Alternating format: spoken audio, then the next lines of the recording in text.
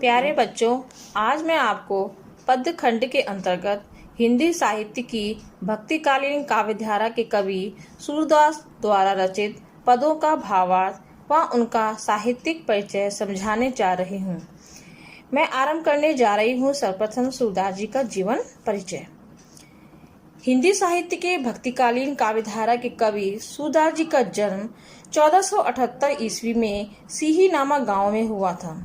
कुछ विद्वान उनका जन्म स्थान मथुरा के निकट रुनकता या रेणुका क्षेत्र को मानते हैं। सूरदास मंदिर में भजन कीर्तन करते थे, जिसके कारण उनकी ख्याति जगह जगह फैल गई। सूरदास जन्म से नेत्रहीन थे या बाद में नेत्रहीन हुए, इसमें निश्चित प्रमाण नहीं मिलते। वह महाप्रभु वल्लभाचार्य के शिष्य थे। सूरदास के 3 लोकप्रिय ग्रंथ सूरसागर, साहित्य लहरी और सूर सारावली है। सूरदास जी ने कृष्ण लीला संबंधी पदों की रचना सूरसागर में की, जो कि उनकी लोकप्रियता का प्रमुख आधार है। सूरदास के सभी पद गायन शैली में लिखे गए हैं। वे श्रृंगार और वात्सल्य रस के कवि माने जाते हैं। सूरदास जी की जो भाषा थी वो बड़ी सहज, स्वाभाविक व माधुर्य से परिपूर्ण ब्रज भाषा है, जिनमें अलंकारों का प्रयोग अत्यंत सुंदर ढंग से किया गया है। सूरदास जी का निधन 1583 ईस्वी में पारसोली में हुआ था। ये तो था सूरदास जी का जीवन परिचय। अब मैं आपको पाठ की रूपरेखा से संबंधित जानकारी दे रही हूँ, जिससे आप पदों का जो भावार्थ है उसको बड़ी सुगमता से समझ पाएंगे। तो सूरदास द्वारा रचित सूर सागर के भ्रमर गीत से यहाँ 4 पद लिए गए हैं। यानी जो पद यहाँ लिए गए हैं वो सूर सागर के भ्रमर गीत से लिए गए हैं। श्री कृष्ण ने मथुरा जाकर गोपियों को कोई संदेश नहीं भेजा, जिस कारण गोपियों की विरह वेदना और बढ़ गई। श्री कृष्ण ने अपने मित्र उद्धव के माध्यम से गोपियों के पास निर्गुण ब्रह्म एवं योग का संदेश भेजा, ताकि गोपियों की पीड़ा को भी कम किया जा सके। गोपियां श्री कृष्ण से प्रेम करती थी, इसलिए उन्हें निर्गुण ब्रह्म एवं योग का संदेश पसंद नहीं आया। तभी एक भौरा यानी भ्रमर उड़ता हुआ वहां आ पहुंचा। गोपियों ने व्यंग यानी कटाक्ष के द्वारा उद्धव से अपने मन की बातें कही कि वो हमें इस विरह वेदना में छोड़कर चले गए हैं। इसलिए उद्धव और गोपियों का जो संवाद हुआ, अर्थात गोपियों और उद्धव के बीच में जो संवाद स्थापित हुआ, वो भ्रमर गीत के नाम से प्रसिद्ध हुआ। गोपियों ने व्यंग अर्थात कटाक्ष करते हुए उद्धव को भाग्यशाली कहा कि क्योंकि श्री कृष्ण के सानिध्य में यानी कि समीपता में रहने के बावजूद वे उनसे प्रेम नहीं कर पाए, और इसका प्रमाण है उद्धव द्वारा दिया गया योग साधना का उपदेश। गोपियां योग साधना को स्वयं के लिए व्यर्थ बताती हैं। साथ ही उन्होंने श्री कृष्ण को उनका राजधर्म भी याद दिलाया है।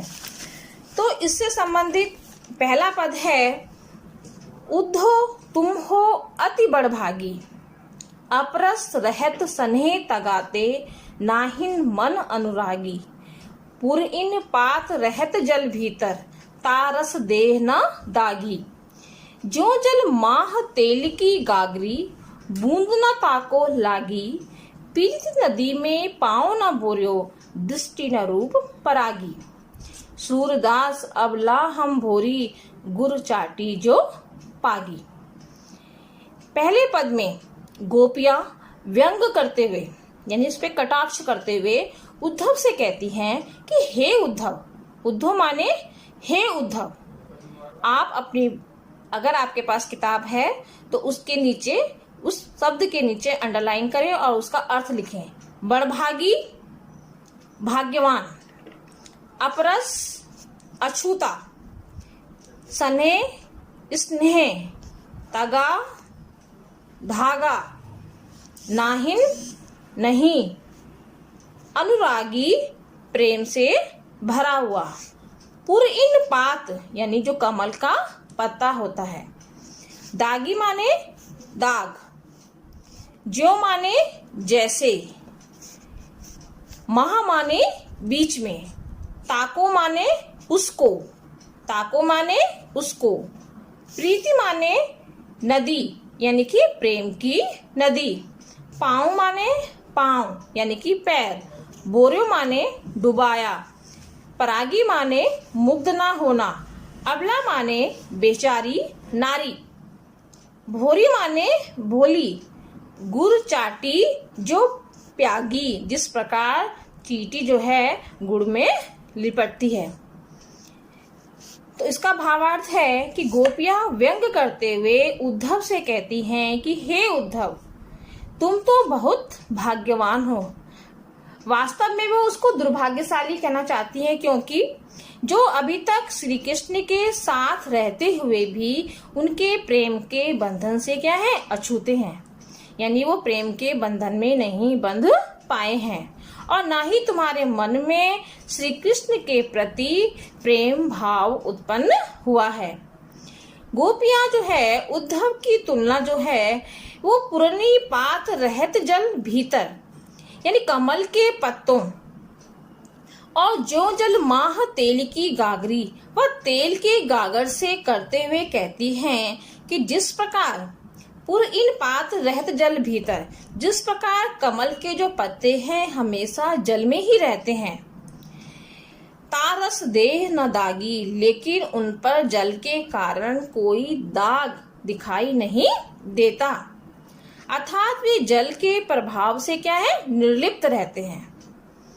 इसके अतिरिक्त जिस प्रकार जो तल जल माह तेल की गागरी बूंद न ताको लागी, इसके अतिरिक्त जिस प्रकार तेल से भरी हुई मटकी पानी के मध्य में रहने पर भी उसमें जो रखा हुआ जो तेल है वो पानी के प्रभाव से क्या है, अप्रभावित रहता है, यानी कि उस पानी की जो मटकी है उस पे तेल का बिल्कुल भी प्रभाव नहीं पड़ता है। यानी कि तुम भी क्या हो उद्धव, तुम भी ऐसे ही हो, जिसपे श्री कृष्ण के साथ रहने पर भी तुम उनका सानिध्य प्राप्त नहीं कर पाए हो, उनके प्रेम से के बंधन से बंध नहीं पाए हो।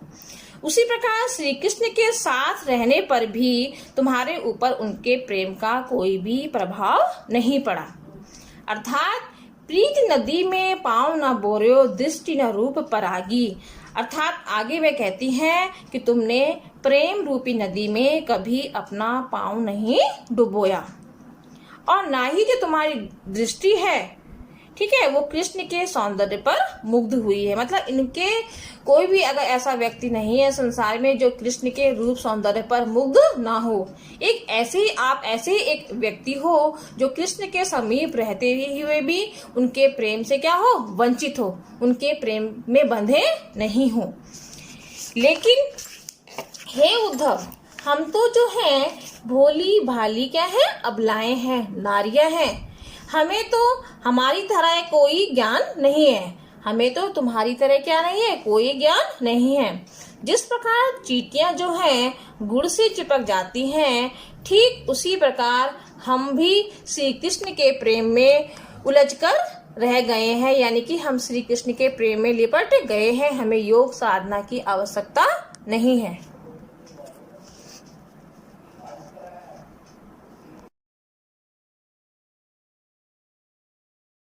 बच्चों, दूसरा पद है मन की मन ही मांझ रही, कहिए जाई कौन पे उद्धो नाई परत कहीं, अवधि आधार आस आवन की तन मन विथा सही, अब इन्हें जोग संदेश सुन सुनी विरहिनी विरह दही, चाहती हूँ ती गुहार जितहिते उतते धार बही, सूरदास अब धीरे धरे क्यों मर्यादा न लही। मांझ शब्द का हिंदी अर्थ है अंदर में, अवधि माने समय, आधार माने जिस चीज को हमने अभी तक आधार एक आस बनाई हुई थी, एक आशा हम लिए हुए थे, आवन माने आने की, बिथा माने व्यथा दुख, जोग संदेशनी योग के संदेशों को, योग के संदेशों को, विरहिनी माने वियोग में जीने वाली, विरहिणी माने वियोग में जीने वाली। श्रृंगार रस के दो भेद होते हैं, संयोग और वियोग। संयोग उसे कहते हैं जब प्रेमी प्रेमिका का मिलन होता है, और वियोग रस उसे बोलते हैं जहाँ पे प्रेमी और प्रेमिका का बिछुड़ना होता है। तो यहाँ पे श्री कृष्ण से गोपियों का बिछुड़ना उनकी विरह व्यथा को व्यक्त कर रहा है। विरही दही, विरही की आग में जल रही हैं कौन? गोपियां। हुति माने थी, गुहारी माने रक्षा के लिए पुकारना। जितहि ते जहां से, उठते उधर से। धार माने योग की धारा, धीर माने धैर्य, धरई माने धारण करें, मर्यादा माने मर्यादा, लही माने रही। अर्थात गोपियां उद्धव से कहती हैं कि जो हमारे मन की अभिलाषाएं थी, इच्छाएं थी, कामनाएं थी, वो हमारे मन में ही रह गई हैं, क्योंकि हम श्री कृष्ण से यह नहीं कह पाई कि हम उनसे क्या करते हैं? प्रेम करते हैं। तो हे उद्धव, अब तुम ही बताओ, हम अपनी यह व्यथा, ये दुख किससे जाकर कहें? अब तक उनकी आशा में ही हमारे जीने का क्या थी? उनके आने की जो आशा थी कि वो आएंगे, वही हमारे जीने का क्या थी? आधार थी। उसी आशा के आधार पर हमने तन मन के दुखों को क्या किया?